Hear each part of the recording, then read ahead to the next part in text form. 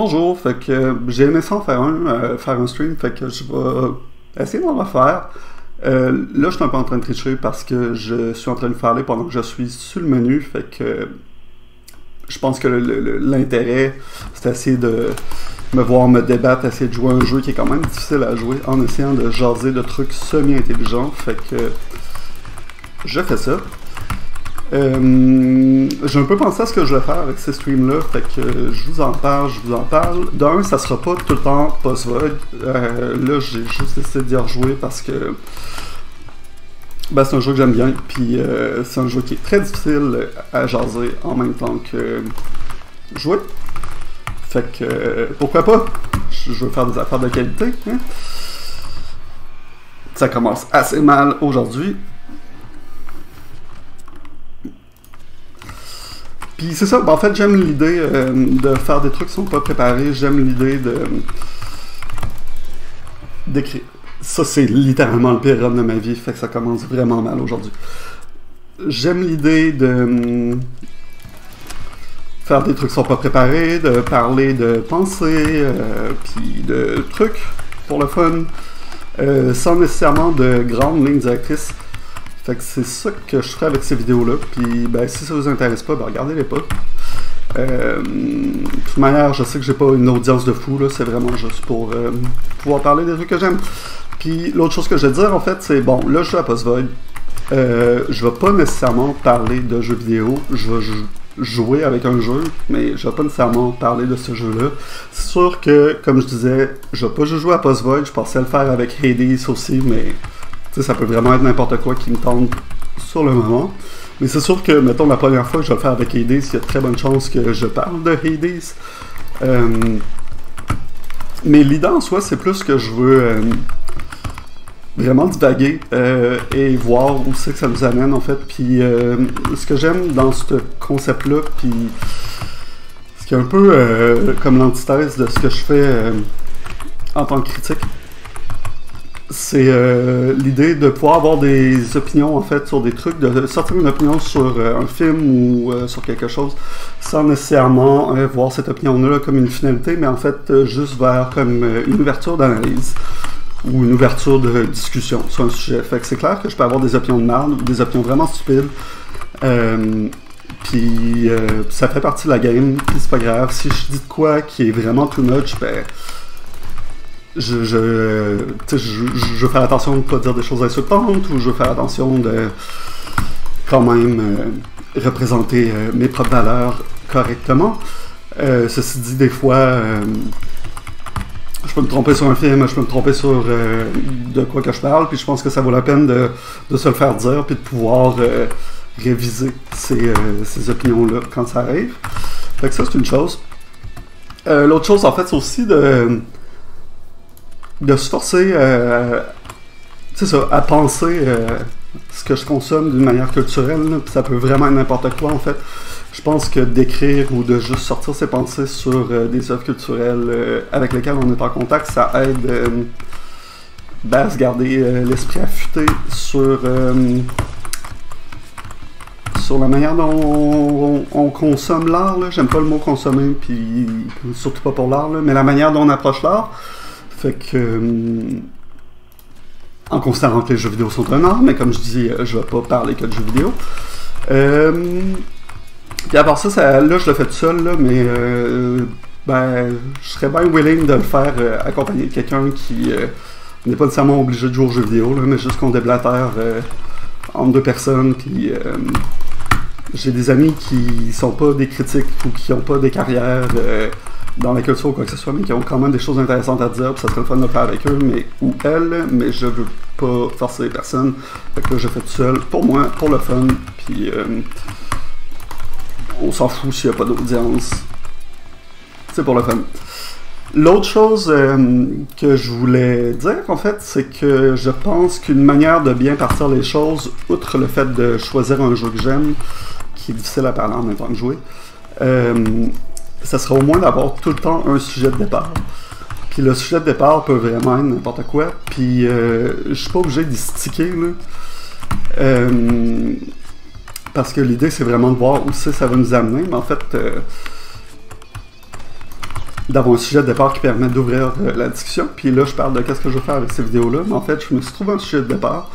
Puis la dernière chose que je vais dire avant d'annoncer mon sujet de départ, c'est que moi, en fait, un truc que j'aime beaucoup en tant que critique, ben, en tant que personne qui consomme des œuvres d'art et de la culture, et en tant que critique, en fait, c'est comme l'intersection entre la culture populaire puis la culture de ce qu'on considérait du grand art, en fait, puis comment les deux sont pas autant aux antipodes qu'on voudrait. Puis là, je vous parle de ça, puis je pense à plein d'autres choses que faudrait que j'annonce, mais c'est important pour moi ben, j'aime ça name dropper parce que j'aime ça me la péter un peu, là, puis c'est le fun de name dropper. C'est important pour moi que la critique de prétention soit vraiment pas amenée parce que dire souvent d'œuvres que sont prétentieuses, en fait, je trouve que pas toujours, mais très souvent, c'est de l'anti-intellectualisme, puis ça vient d'une mentalité qui coupe les discussions au lieu de les ouvrir. On peut dire qu'une œuvre peut-être des intentions qu'elle n'est pas capable de remplir, mais de dire qu'une œuvre qui est prétentieuse, en fait, je veux dire, d'un certain point de vue, si on veut faire quelque chose qui veut dire de quoi, on est obligé d'avoir une certaine ambition, en fait. Puis ça m'énerve qu'on dit de quelqu'un ou de quelque chose qui sont trop prétentieux, sauf quand c'est qu'ils ont une assurance de eux qui n'est pas fondée, en fait. Mais sinon, dire d'une œuvre qui est prétentieuse parce que, mettons, on l'a pas compris, je trouve que c'est se fermer à l'œuvre. Fait que on va essayer d'éviter ce genre de critique-là, mais inversement, je veux essayer d'éviter du gatekeeping, en fait. Fait que j'ai essayé ben, que ce soit ouvert à n'importe quel type d'auditeur, tant que vous comprenez mon français, puis que vous comprenez comment mon cerveau bâtard fait des associations vraiment débiles en jouant des jeux vidéo. Fait que c'est un peu pour ça que j'ai essayé de faire le recensement des œuvres que j'ai citées dans le premier vidéo, parce que ben, en partie je sais que c'était dur à écouter parce que le son était comme un petit peu trop bas, puis des fois on n'entend pas bien les noms des œuvres que je dis, puis je veux que ce soit accessible, je veux que si on parle de quoi d'intéressant, ben il y a quelqu'un qui se dise moi ça me tente de regarder ce film autrichien de 1970, puis qu'il soit capable d'aller chercher. Fait que je vais essayer de recenser toutes les œuvres dont je parle. C'est sûr que si je n'oublie, ben dites-moi-le, puis je vais essayer d'aller le rajouter. C'est sûr que, bon, j'ai ma propre culture, qui est un peu une culture vraiment éclatée, puis c'est ça que je veux représenter, mais comme tout le monde, je pense qu'il y a des trous, puis des choses que je connais pas dans des choses que je devrais connaître, mais que j'ai pas eu le temps de voir le film, j'ai pas eu le temps de lire le livre. Comme tout le monde, j'ai mes propres trous personnels dans ma culture. Fait que c'est sûr que des fois, je peux aussi rater des référents qui étaient importants pour vous. Ça va arriver, mais ça fait partie de la game, puis je pense que c'est ça qui est le fun de partager la culture. Puis là, j'arrête pas de dire dernier truc, mais un autre dernier truc, c'est aussi que tu sais, j'ai fait beaucoup de podcasts ou beaucoup d'articles en tant que journaliste de jeux vidéo, en tant que journaliste de films, mais rarement des trucs qui rejoignent les deux bouts, en fait. Puis moi, c'est quelque chose qui m'intéresse beaucoup, puis je comprends que c'est pas tout le monde qui... je pense que je me suis trompé de chemin. Je comprends que c'est pas tout le monde qui ont comme un intérêt pour les jeux vidéo, mais moi, j'ai comme une mentalité que je veux savoir tout, puis je suis comme même déçu d'une certaine manière des... Tu sais, par exemple, j'écoute pas de jazz parce que je comprends pas trop de jazz, puis je suis comme presque déçu de moi-même, puis je voudrais comme faire l'effort de m'écouter plus, puis d'en comprendre plus. Parce que je suis vraiment une bébête à culture qui veut pas consommer encore, mais qui veut s'ouvrir l'esprit sur comme tous les types de culture accessibles, puis on est vraiment dans un monde avec Internet où que la culture n'a jamais été aussi accessible, mais en même temps, c'est de plus en plus difficile de faire des choix, puis de savoir ce qui est intéressant pour nous. Puis en fait, tu sais, je veux pas critiquer quelqu'un qui dit qui aime pas certains types de musique, puis qui décide de pas les voir, parce qu'au final, on choisit ce qui nous est utile dans notre vie à nous. Mais moi, je suis vraiment quelqu'un qui voudrait avoir le temps dans la vie de tout comprendre, de tout suivre, la curiosité intellectuelle non-stop, puis j'ai pas le temps, puis ça me déçoit, mais c'est ça. Fait que c'est sûr que ça va partir dans tous les sens. Puis, pour parler justement de quoi qui touche en fait l'intersection entre la culture populaire et la culture du grand art, j'ai décidé que le sujet sur lequel je parlerai aujourd'hui, puis là vous l'avez probablement vu parce que je vais le mettre dans le thumbnail, puis ça donne ce que ça donne, mais le sujet dont je veux parler, c'est les références culturelles, pas les références culturelles, pardon, parce que je suis pas un spécialiste de ça. Je suis même pas un spécialiste du sujet dont je veux parler, mais en tout cas, les références artistiques dans le clip 911 de Lady Gaga. Puis pourquoi je veux parler de ça? Parce que je trouve que c'est un clip qui est intéressant, puis qui m'amène à une problématique à laquelle je pense souvent, en fait, moi étant fan de culture populaire, autant de culture de grand art. Puis c'est ça, c'est un clip, si vous l'avez pas vu, allez le voir, je trouve que c'est quand même un sacré beau clip. Puis c'est un bon hit.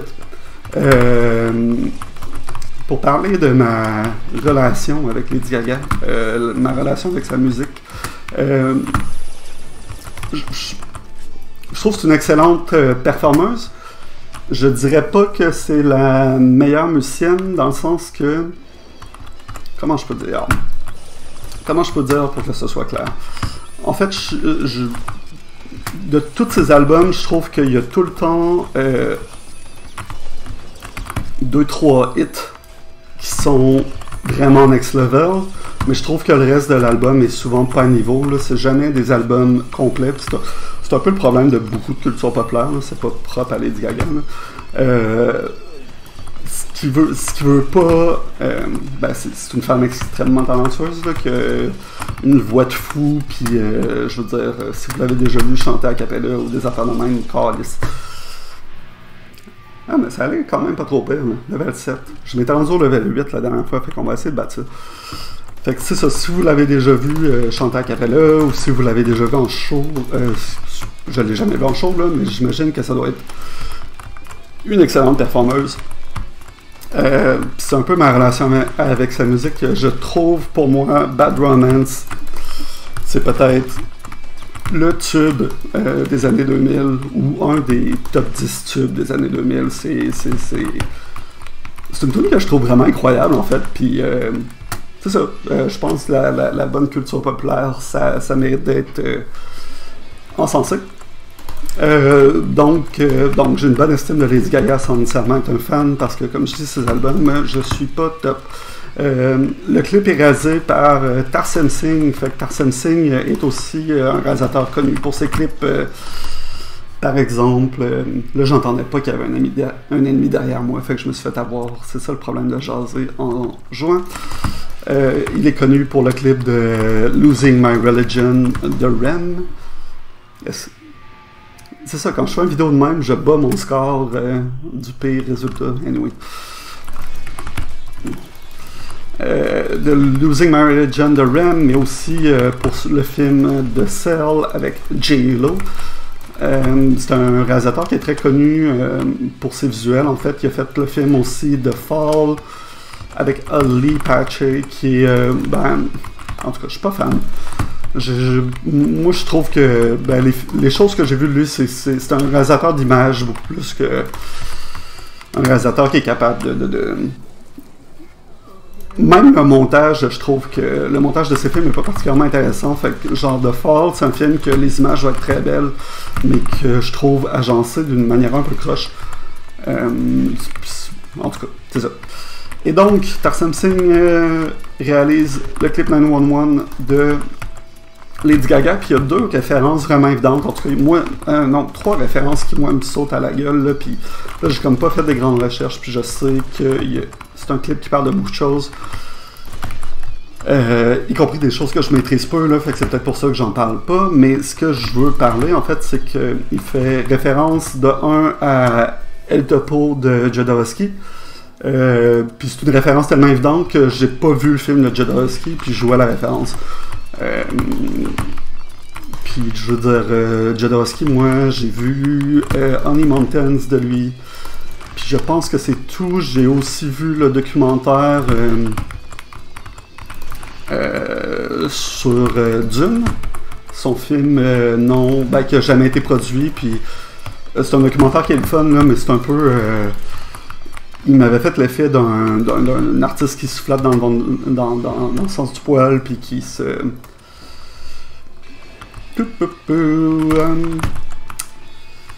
je veux dire, il chiale contre l'argent, là. Il y a un bout spécifique où il sort une espèce de liasse de monnaie, de cash, puis qui chiale que l'argent est en train de détruire le monde. Et il a raison, là, je suis anticapitaliste, mais c'est comme... il vient d'un point de vue qui est bourgeois quand même, parce qu'il a comme été payé pour écrire un scénario impossible dans un fucking château, puis il se plaint que le monde n'a pas voulu financer son délire jusqu'à la fin. Là. Je trouve ça un petit peu bourgeois. Puis je trouve que c'est facile de dire, comme Nicolas Winding Refn dit dans le film, que c'est le meilleur film de tous les temps quand il n'a pas été produit, puis qu'il existe juste dans la tête du monde. Même si je suis sûr que le storyboard de ce film-là, c'est un bel objet, puis je suis sûr que les BD que Jodorowsky a fait avec Mebius, qui étaient vraiment inspirés des storyboards qu'il avait fait pour Dune, sont incroyables, puis... mais c'est aussi que j'aime pas tant Honey Mountain, je trouve que c'est un peu du surréalisme pour les nuls. Ben, c'est du surréalisme, mais qui finalement qui a un discours très simpliste, à mon sens. Puis, ben, je trouve... c'est genre... Pas que je trouve que Honey Mountain c'est un film vraiment mauvais, là, mais je veux dire... les images phalliques sont tellement évidentes, puis tout ça, puis c'est pas que le film a besoin d'être utile ou quoi que ce soit, mais c'est comme... Si tu utilises des métaphores pour avoir un message qui est comme crissement évident, pourquoi tu utilises des métaphores? Généralement, les métaphores, c'est quelque chose qui avait été utilisé pour éviter la censure, là. Fait que, en tout cas. Fait que je suis pas fan. Mais donc, le clip Mano One fait référence à ça. Fait aussi référence à un cinéaste que j'aime plus, qui est Sergei Parajanov. Je sais pas si je prononce son nom correct. Qui a fait La couleur de la pomme grenade. J'ai vu 3 films de lui. Puis là, je me rappelle pas les titres parce que c'est tous des fucking titres. Puis là, j'ai l'air d'un vrai cave. Mais ça, c'est du surréalisme à un autre niveau. Parce que... Ben, pas que j'ai les références culturelles de Jodorowsky non plus, là, mais là, quand tu vois des films de Parajanov pour la première fois, puis que t'es un petit blanc élevé dans la banlieue de Québec, comme moi je suis, c'est vraiment un méchant clash. C'est vraiment des films incompréhensibles, mais c'est vraiment des films qui ont une belle poésie, en fait, puis que au moins, moi perso, je me suis comme accroché à la poésie avant de comprendre comme les symboles, mais je pense que c'est pas non plus hors d'atteinte. Puis genre, c'est pas un film qui se regarde filmé, là, c'est juste des films qui ont une façon esthétique vraiment particulière d'approcher leur thématique. Puis je trouve que ceux que j'ai vus, c'est vraiment des beaux films. C'est des films que j'ai trouvé quand même difficiles à regarder parce qu'ils me perdaient pas mal, là, mais qui méritent d'être vus. Puis la troisième référence, ben en fait, je sais pas si c'est une référence de Parajanov que moi je comprends mal, ou une autre référence que je comprends mal, mais j'ai l'impression que c'est une référence à 8,5 de Fellini, ou que dans le fond, Lady Gaga flotte dans les airs, puis elle est accrochée à la cheville par une corde, comme dans la scène de rêve à l'ouverture de 8,5, aussi dans une scène de rêve à l'ouverture de I'm Not There, le film sur Bob Dylan, si ça vous enchante de catcher cette référence-là. Puis bon, donc il y a ces 3 références-là. Par contre, puis là, c'est là que je suis vraiment pas spécialiste, puis écoutez pas nécessairement ce que je dis, là. Mais tu sais, le clip, l'histoire qu'il raconte, puis là, spoiler, là, allez voir le clip avant d'écouter ça. Comme je vous dis, c'est un bon clip. Le clip, l'histoire qu'il raconte, en fait, c'est l'histoire d'une femme qui a comme l'air d'avoir vécu un accident, puis comme en train d'avoir une espèce de rêve traumatique. avant son accident, puis je sais qu'il y a beaucoup de monde, puis comme je dis, ça c'est les choses dans lesquelles je vais pas m'avancer, qu'il y a beaucoup de monde qui parle de l'histoire arménienne, en fait, par rapport à ce clip-là, fait qu'il y a beaucoup de références à l'histoire arménienne que moi je reconnais pas, puis peut-être que je me trompe, j'espère pas, mais c'est ça, je veux pas trop m'avancer là-dessus. Fait que je trouve ça intéressant en fait comme un clip de culture populaire, là, vraiment, tu sais, Lady Gaga, c'est du populaire, il y a genre 30 millions de views, je pense déjà, fasse le pont avec des référents de culture artsy, puis là c'est sûr que, je sais pas, Lady Gaga, est-ce qu'elle connaît les références que Tarsem Singh veut faire? Je sais pas c'est qui a choisi, puis là je vais pas rentrer dans une théorie de l'auteur de ce vidéoclip-là, parce que de toute manière, je trouve que c'est pas fou important. Ce qui me fait bizarre, par contre, puis là, je parle... C'est vraiment des observations, c'est vraiment pas une critique du clip, c'est vraiment un sentiment, puis j'assume de peut-être avoir tort, en fait. C'est que... Puis ça, c'est une opinion qui est très kundérienne. J'ai lu beaucoup de Kundera quand j'étais jeune, quand j'avais 17-18 ans. 19. En fait, j'ai lu tous les livres de Kundera qui existaient à cette époque-là, fait que voilà 13-14 ans. Puis Kundera est très critique, en fait, de la référence, de ce genre de référence-là, surtout par la culture populaire. Je suis pas complètement d'accord avec lui, mais je trouve que c'est quand même intéressant de s'y attarder. Il a écrit un essai qui s'appelle Les Testaments trahis, en fait. Un essai qui est beaucoup sur comment la culture s'est réappropriée Kafka à cause des traductions et à cause de... Le nom m'échappe, mais la personne qui a publié Kafka après que... Parce que Kafka voulait pas publier ses bouquins, jamais publier ses bouquins de son vivant, en fait. Puis c'est un de ses amis qui a pris ses manuscrits puis qui les a publiés. C'est pour ça que toutes les œuvres de Kafka sont interminées, en fait. Puis même, il y a un essai de Deleuze qui parle de pourquoi l'œuvre de Kafka se définit même par le fait même que ce sont tous des œuvres qui n'ont jamais été complétées par leur artiste principal. Ce qui est quand même intéressant, là, mais c'est pas ça dont je parle. Puis, c'est là, je parle de divagation, là, c'est vraiment là que ça m'amène. Là. Mais bon, je reviens quand même au clip de Lady Gaga. Puis à Kundera.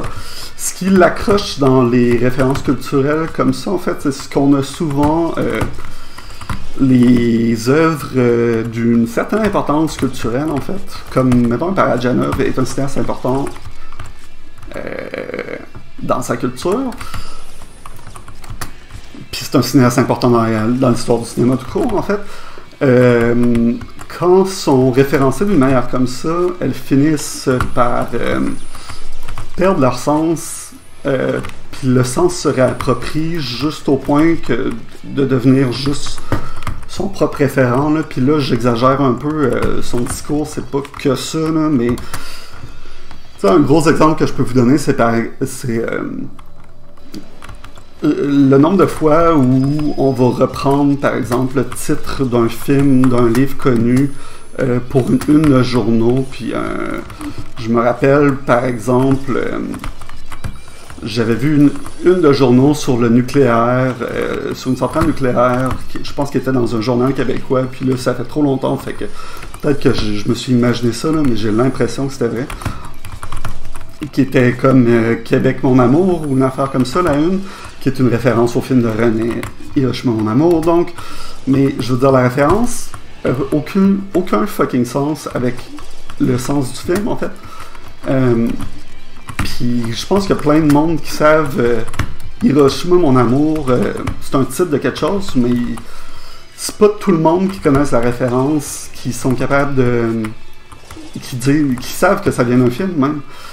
Comme par exemple, la première fois que j'ai entendu l'opéra de Offenbach, Tales of Hoffman. Les Contes d'Hoffman, c'est un opéra français, je sais pas pourquoi j'ai dit le titre en anglais.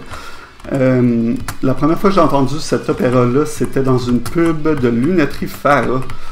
Puis c'est un peu, c'est ça, la réappropriation de la culture, de jalons culturels. Sacrément, il y avait 3 d'autres d'un coup, là. Bon, moi, je me suis rendu au niveau 8. La réappropriation, comme le jalon culturel dans la culture populaire, en fait, ça a comme tendance à... Puis je dis pas nécessairement que c'est le cas pour le clip de Lady Gaga, là, mais souvent, ça a comme tendance à réduire le référent jusqu'au fait que, d'une certaine manière, c'est pour ça que le bouquin de Kundera s'appelle comme ça. S'appelle Les Testaments trahis. En fait, le site Kundera s'appelle Les Testaments trahis. C'est un peu que on se réapproprie la culture populaire. On se réapproprie des jalons culturels, en fait, par la culture populaire, puis on les dénaturise un peu. Puis en fait, avec le temps, j'ai comme appris à pas être d'accord avec Kundera, parce que d'une certaine manière, bon, là, je vous parle de ça.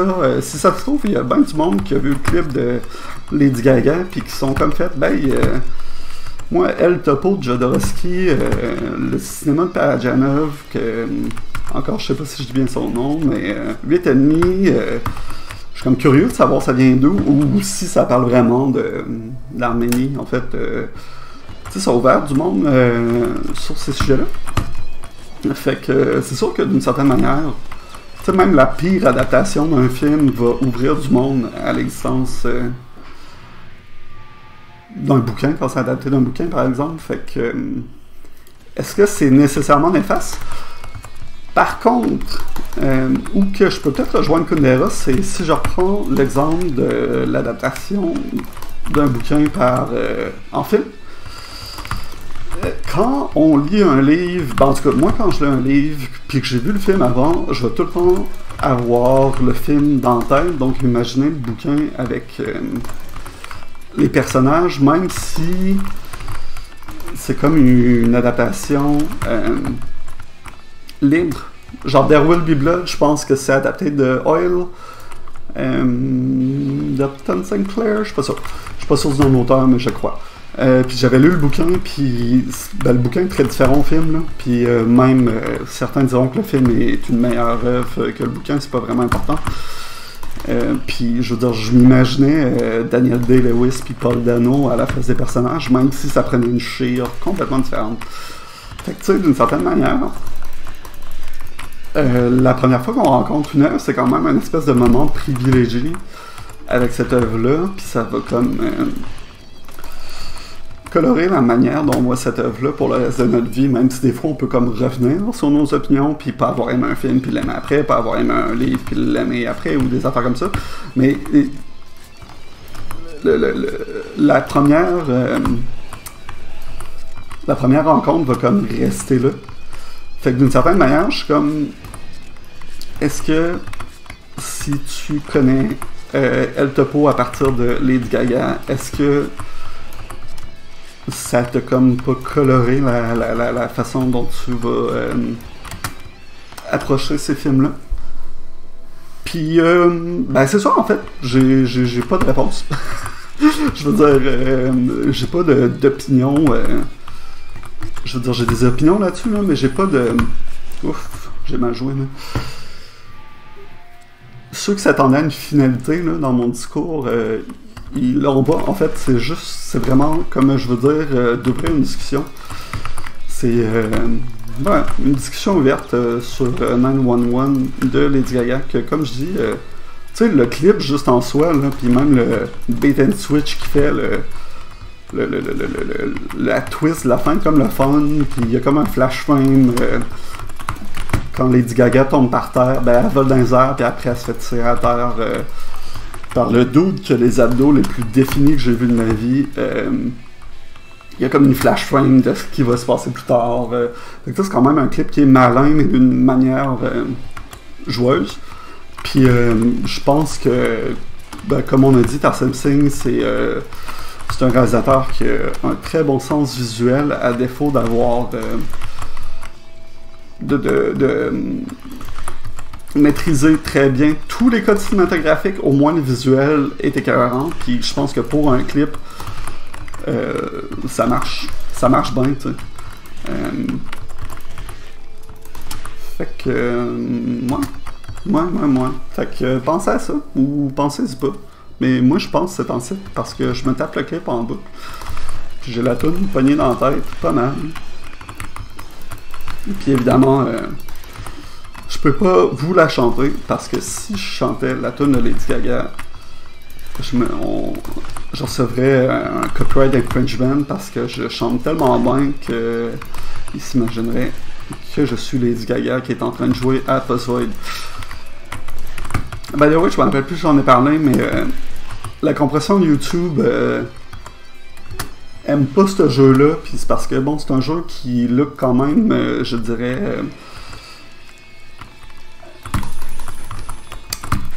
le terme technique qu'on utilise en développement de jeux vidéo et en art, c'est un jeu qui look grungy.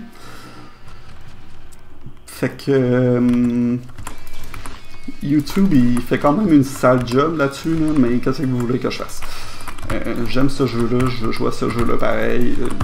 I guess que si vous avez des conseils sur comment mieux faire passer ça, dites-moi-le. Je vais essayer de mettre mon email là, aussi, mon email professionnel. Si jamais ça vous tente de m'écrire un message pour me chialer après, ou me donner des conseils, ou parce que ça vous tenterait que je parle d'un sujet en quoi que ce soit. Pas que j'ai un auditeur de fou, je pense que le premier vidéo a comme une vingtaine de vues en un jour, ce qui est déjà plus que ce que je m'attendais, mais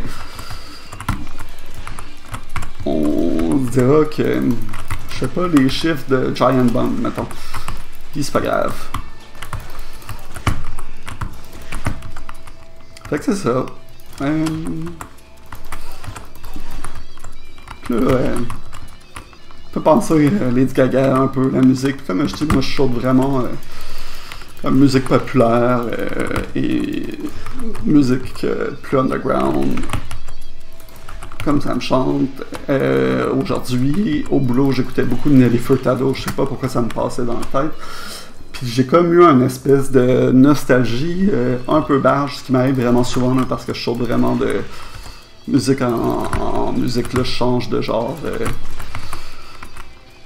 plus souvent que je change de vêtements.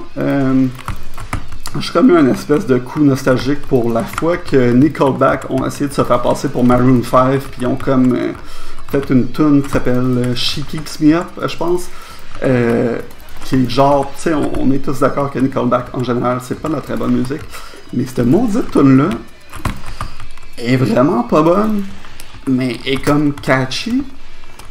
Puis le clip est vraiment ridicule parce que c'est des dudes de Nickelback qui ont l'air de comme des monocroqueurs là, qui essayent de se prendre pour Maroon 5. Ce qui est quand même, en tout cas, She Keeps Me Up, Nickelback, allez voir ça, ça va vous spotter dans la tête, puis vous allez trouver que je suis un vrai imbécile, mais j'ai été capable de parler du cinéma de Parajanov et de Nickelback dans le même vidéo, fait que moi c'est comme une petite victoire pour moi. Moi, She Keeps Me Up, il y avait aussi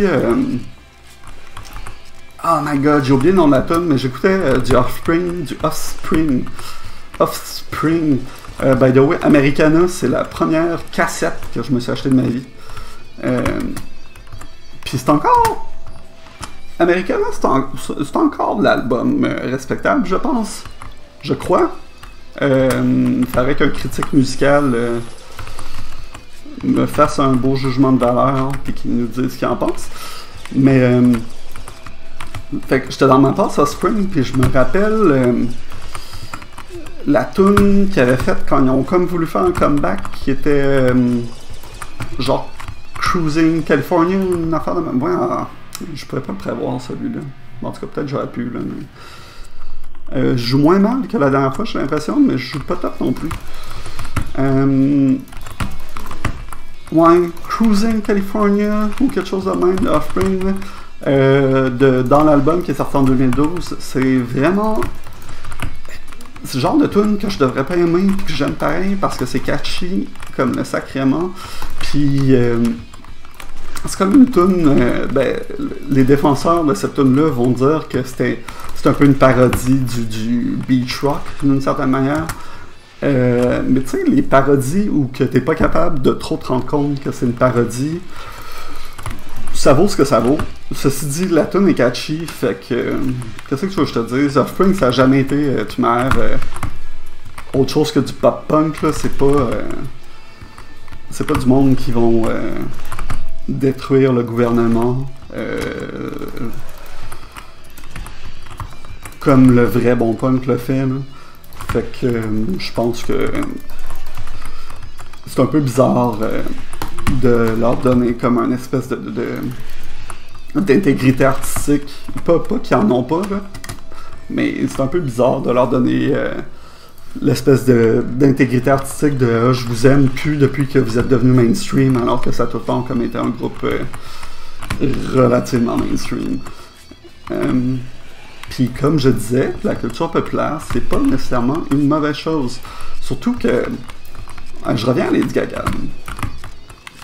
Un contact particulier que j'ai eu avec Lady Gaga, puis c'est pas vraiment un contact particulier, là, je suis vraiment rendu dans des anecdotes de vie, c'est le but du truc, je divague.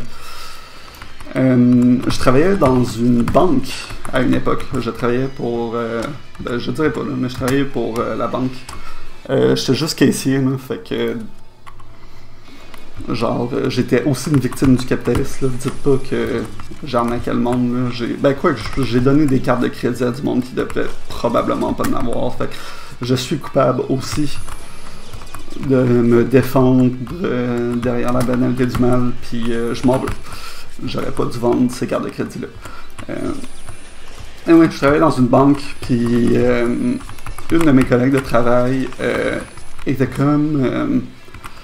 fan de Lady Gaga, puis je pense qu'elle allait la voir live une journée qu'on n'était pas tant occupé que ça, fait que on avait full jasé ça, Lady Gaga. Puis je me rappelle comme avoir pensé, ben elle avait dit ah, Lady Gaga est tellement weird, genre c'est tellement une artiste bizarre, puis je me rappelle avoir pensé comme c'est un peu une antithèse, je trouve, d'être autant populaire puis d'être bizarre. Je trouve, pour moi, à cette époque-là, on pouvait pas vraiment être bizarre puis être comme populaire, parce que dès que t'étais quelque chose de vraiment bizarre rebuterait tellement les gens que ça pourrait pas être populaire. Puis est-ce que j'ai toujours cette opinion-là? Je sais pas. Je veux dire, Lady Gaga, je trouve pas qu'elle est particulièrement bizarre. En soi, je dirais comme...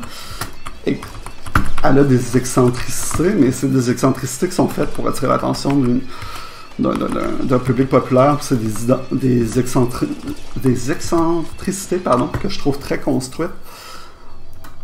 Fait que je sais pas si le mot est bizarre. C'est pas une critique négative ou une critique positive, c'est seulement une observation.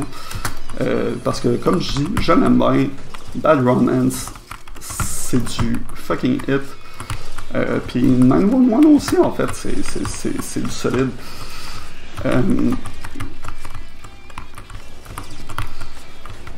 Fait que, moi, tu sais, pour moi, le bizarroïde, je sais pas, il y a comme tout le temps un niveau plus bizarre. Puis souvent, ce qui est vraiment bizarre, c'est pas ce qui l'est le plus... a priori, tu sais, je pense que beaucoup de cinéphiles comme moi, on a eu la passe David Lynch, là, puis je suis pas en train de dire que David Lynch est un mauvais cinéaste. Au contraire, parce que Mulholland Drive, c'est encore... c'est top tier, là, puis il n'y a pas juste ce film-là, mais... Tu sais, le premier choc que t'as avec David Lynch et c'est tellement weird. Puis il y a comme un niveau où tu te rends compte que, en fait, ce qui est plus weird que David Lynch, c'est comme... genre des films qui sont... Puis pas que David Lynch est pas weird, là, il l'est, là, mais t'as encore comme les référents à un certain point quand... bon, il fait référence à Heineken dans Blue Velvet ou La Passe Blue Ribbon, puis c'est comme des référents américains assez clairs que même si tu comprends pas le film, je veux dire... Son plus bizarre, c'est probablement son premier avec Razorhead, peut-être, and an Empire aussi, où ses courts-métrages sont quand même fucking whack, là. Mais tu sais, quand même... Quand t'es un kid de cinéma, je suis rendu au level 9, là, je pense que c'est le plus long que je suis rendu aujourd'hui. Fait que je vais essayer de prendre ça sérieux. Ah non, je pense que c'est le level 8. T'as quand même...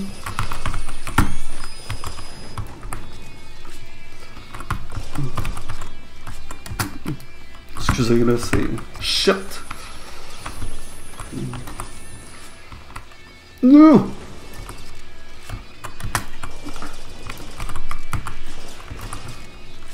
Là, ça va pas aussi loin que je voudrais. Mais ça va pas trop mal.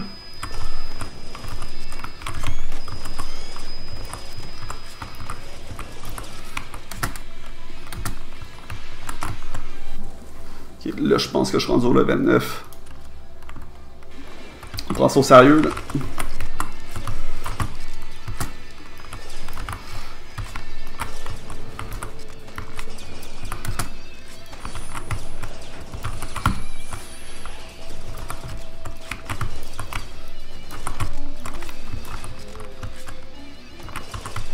Il y a une voix bizarre dans le truc, je pense que c'est le jeu. Là, je vais revenir sur David Lynch, mais là, je suis un peu stressé. Parce que... Ben, vous comprendrez que c'est rare que je me rende aussi loin, là. Fait que... J'essaye de bien faire ça. Puis ça va pas full bien, mais pas trop mal non plus.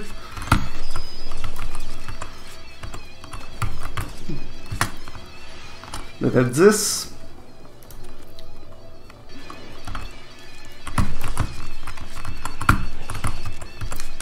Là, on est dans le sérieux.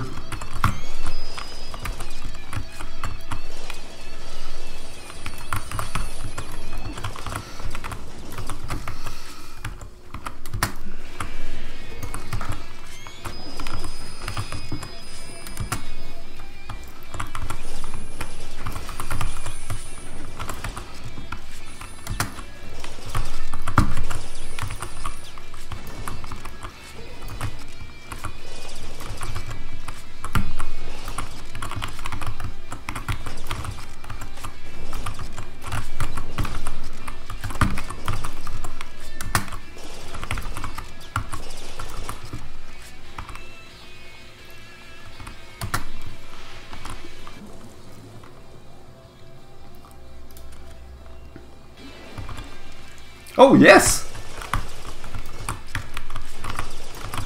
J'ai-tu passé le jeu ou l'épilogue est vraiment tough puis je vais crever dedans? On verra, on verra, on verra.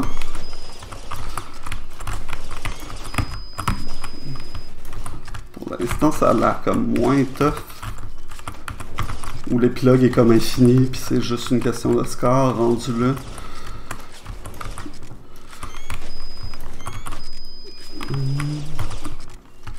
La musique est tombée, fait que j'ai l'impression d'avoir pas. Je pense avoir passé le jeu sur stream. Oh! Là, il se passe de quoi, là?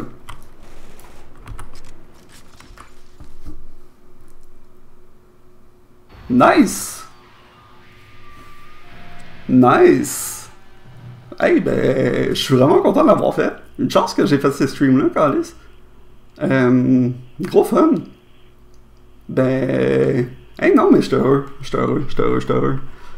Ben, merci de m'avoir écouté, mais là, j'étais à moitié d'une idée pour David Lynch, fait que...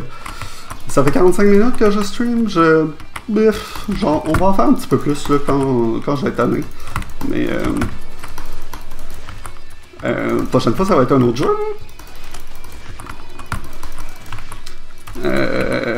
ceci dit, je suis encore super enthousiaste à Boss Void. Je trouve vraiment que c'est un jeu écœurant. Puis, je sais pas, ça m'a pris. J'ai joué 6-7 heures total, là, fait que ça m'a pris une affaire de 7 heures le passif. Puis, je trouve que pour 3$, ça vaut la peine. Puis, je me vois y revenir.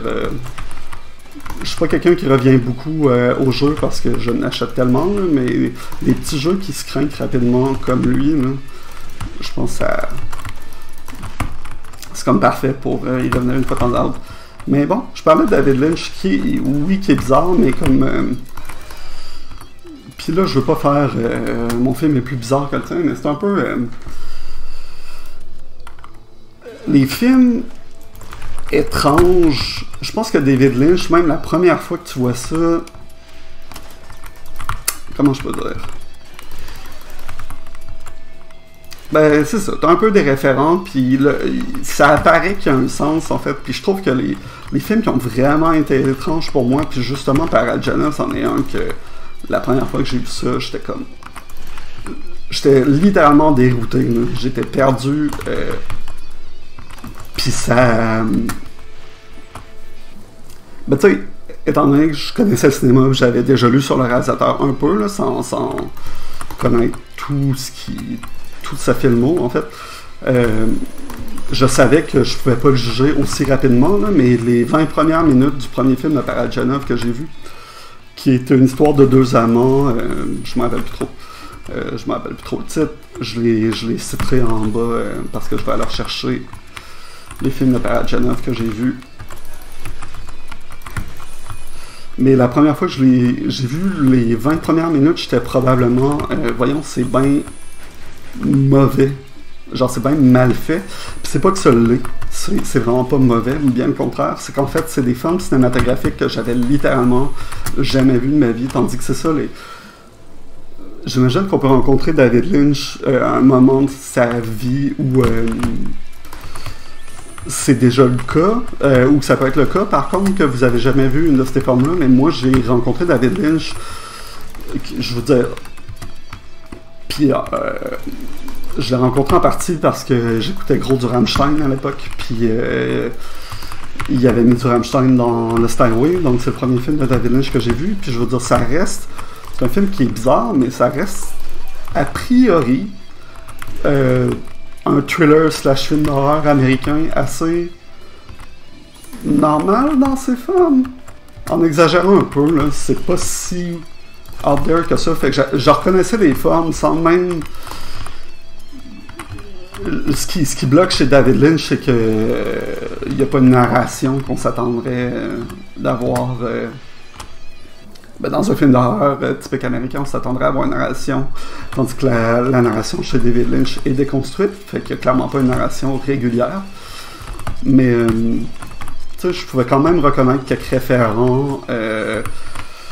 C'est quoi dire, mais comme la violence, c'est de la violence que j'avais déjà vue. C'est très... C'est quelqu'un qui est très habité, David Lynch, par la psychanalyse, et beaucoup de référents américains, fait que j'avais quand même au moins, c'est ça, une partie des référents dans lesquels me perdre, tandis que la première fois que j'ai vu un Parajanov, rien, j'avais rien, puis ça m'a vraiment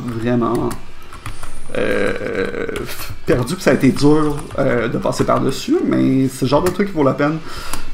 Puis un autre truc que je trouve que on défend pas assez comme bizarre en fait, mais que je trouve que c'est important, c'est les films anormalement normaux en fait. Fait que, puis, ben regarde, là, vous allez le savoir, là, si vous me connaissez déjà, vous le savez, ou vous allez savoir à force que je parle, mais moi je pense que top 1 meilleur film de tous les temps, c'est pas Citizen Kane, c'est Jeanne Zinman de Chantal Akerman.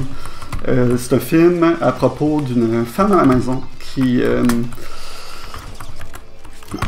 c'est une étude de personnage sur une femme à la maison qui est aussi une sex worker et une mère monoparentale en fait.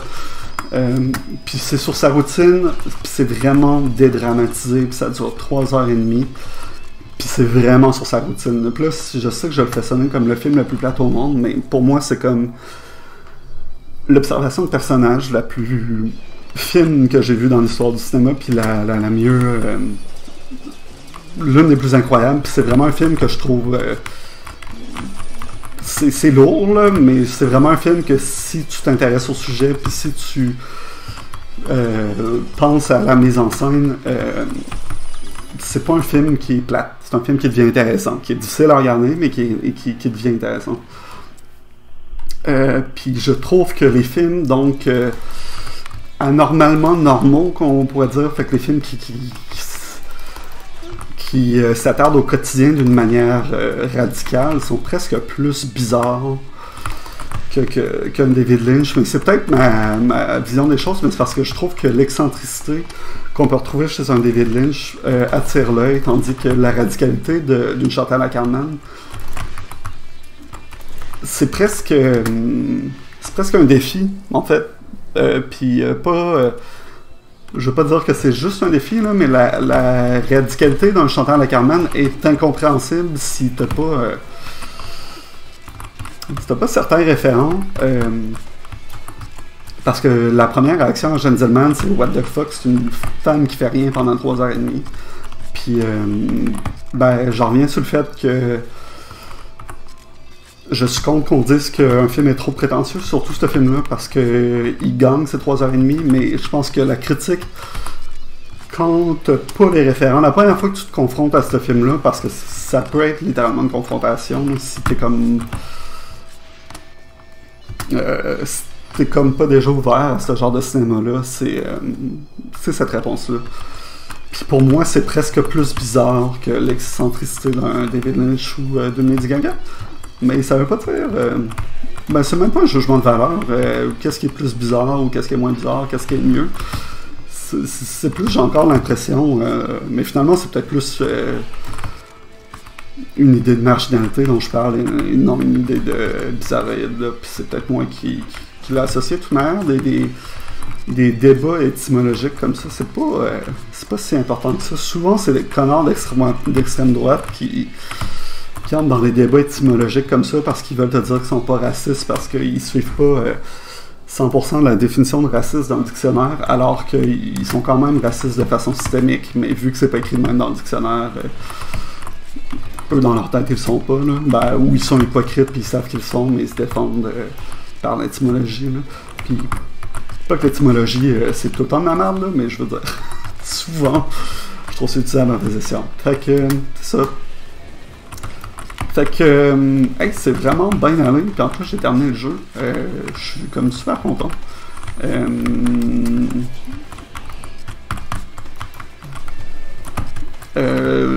pense que ça fait ma dernière run, mais je vais quand même faire d'autres vidéos que là. Puis là, ce qui me surprend, c'est que, comme je vous dis, je pars avec un sujet de départ, mais j'avais comme d'autres sujets en tête si je me perdais. Puis, je pense que je vais pas les aborder parce que ça fait 52 minutes, puis je pourrais encore continuer 3-4 heures à jaser, puis je commence à avoir soif, puis c'est ça. Je pense que la prochaine fois que je vais le faire avec Hades, puis je voulais parler, fait que c'est un peu un teaser de mon prochain vidéo, ou un de mes potentiels prochaines vidéos, puis là, aucune promesse parce que je travaille temps plein, puis la vie c'est compliqué. Mais je voulais parler de ce qui est vu comme une grosse qualité dans Hades, en fait, qui ont réussi à adapter la narration au style du roguelike, c'est-à-dire un jeu comme Post-Void. Pour ceux qui connaissent pas beaucoup les jeux vidéo, Hades c'est un jeu où que quand tu meurs, tu recommences du début, mais par contre, ils ont réussi à créer un système de narration qui n'est pas complètement unique, là, mais on en parlera plus dans ce cas-là. Ils ont réussi à créer un système de narration qui est continu malgré le fait que tu recommences le jeu du début, en fait. Fait que l'histoire, elle, continue. Puis le fait que tu recommences le jeu du début est comme écrit dans la narration continue du jeu. Puis, je dis live là, mais c'est super intelligent, mais moi je trouve que c'est comme problématique. Puis, je veux parler pourquoi. Puis ça va être ça. Fait que c'est teaser, je vais pas... Quoique, il y a peut-être bien du monde qui savent déjà pourquoi je trouve ça problématique, ou qui ont même des critiques plus éloquentes envers ce système-là que moi. Là. Mais ça, prochaine fois que je joue Hades, puis j'essaie de parler de ça, puis tu sais, ça peut aller dans tous les autres sens. J'ai pas parlé de littérature, mais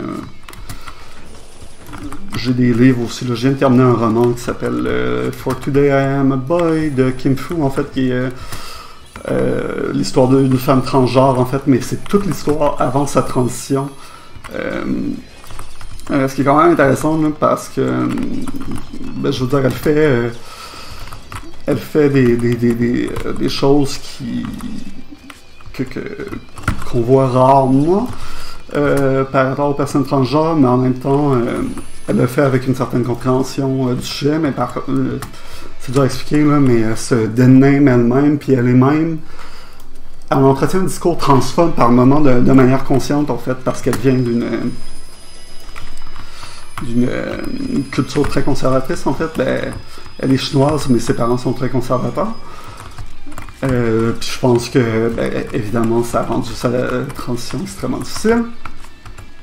Et puis, elle a elle-même eu un rapport très négatif envers le fait qu'elle était une femme. Fait que le livre est quand même très intéressant, mais j'ai des critiques aussi dessus, qui sont des critiques vraiment personnelles. Anyway. Puis, moi, ben, je vais en parler. Bon, peut-être une autre fois, peut-être pas. Là, les prochains livres que j'ai à lire, j'ai un livre de Nelly Arcon, qui est une autrice québécoise que j'aime bien, qui est critiquée pour beaucoup de choses, là, mais que moi j'aime bien. Puis j'ai un livre de Alain Damasio, qui est un scénariste un auteur de science-fiction, mais il est aussi scénariste. Ben, je pense qu'il a aidé au scénario de Life is Strange. Comme consultant, là, je suis pas sûr, peut-être qu'il est littéralement scénariste, mais je pense qu'il était plus consultant. Parce qu'il a aidé à fonder donc la compagnie qui a fait Life is Strange.node. J'ai un livre de lui à lire, que ça fait longtemps que je veux lire, que c'est une connaissance qui m'a recommandé, puis bah c'est ça, ça fait longtemps que je lui avais promis que je le lirais, fait que je pense que je vais essayer de lire ça après. J'ai pas beaucoup lu pendant la pandémie, fait que c'est ça. Là, je sais pas à quel niveau je suis rendu, mais ça serait quand même drôle que je le passe 2 fois le jeu, là, mais tu vois, une fois c'est assez.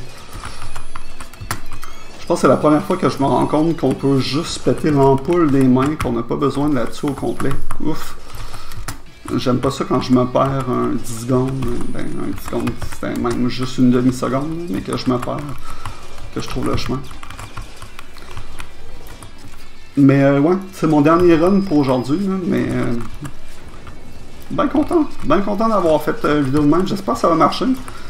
J'espère qu'il est up et que vous êtes en train de le regarder. Comme ça, vous avez une preuve que j'ai réussi à passer le jeu. Fait que je peux me vanter. J'ai des bragging rights d'avoir passé Postvoid.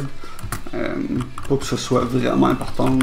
T'as pas besoin d'être bon aux jeux vidéo pour être bon dans la vie. Fuck le gatekeeping. Mais ouais, 2 fois ici. Yes! Hey, bien content.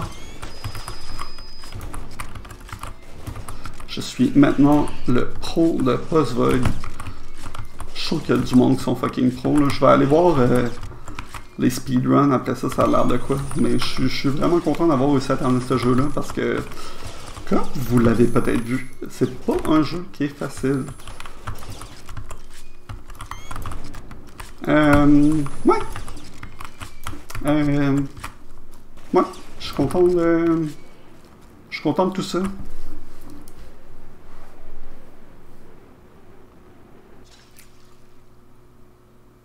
Oubliez pas que maintenant qu'il a terminé le jeu, le bonhomme a réussi à aller wishlister Please Hold Me sur Steam. C'est-à-dire le jeu que moi j'ai fait. Ben, un jeu sur lequel je suis en train de travailler. Puis, ben, si vous n'avez pas encore joué A Game About, c'est gratuit sur Steam, ça vaut la peine. Puis, ouais, je pense que je vais faire d'autres vidéos de même. J'aime ça, jaser. Puis, si vous aimez ça, ben, en tout cas, vous savez quoi? Vous savez quoi faire, là. Subscribez-vous, comme ils disent. Puis, ben, à la prochaine.